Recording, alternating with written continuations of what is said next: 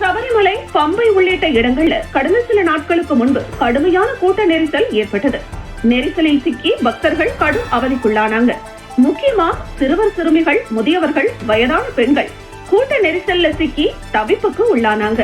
இதையடுத்து உடனடி முன்பதிவு, ஸ்பாட் புக்கிங் அடிப்படையில அனுமதிக்கப்படும் பக்தர்களின் எண்ணிக்கை 20,000 5,000 குறைக்கப்பட்டது. மேலும் பம்பை உள்ளிட்ட 3 இடங்கள்ல செயல்பட்ட உடனடி முன்பதிவு மையங்கள் மூடப்பட்டன. தேவசம் போர்டின் இந்த நடவடிக்கையால வெளிமாநிலங்களில் இருந்து சபரிமலைக்கு வந்திருந்த ஆயிரக்கணக்கான பக்தர்கள் அவதிக்குள்ளானாங்க.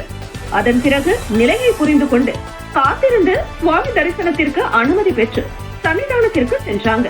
உடனடி முன்பதிவு எண்ணிக்கை அதிரடியாக குறைக்கப்பட்டதால முன்பதிவு செய்யாம சபரிமலைக்கு வரக்கூடிய பக்தர்களின் எண்ணிக்கை கணிசமா குறைஞ்சிடுச்சு.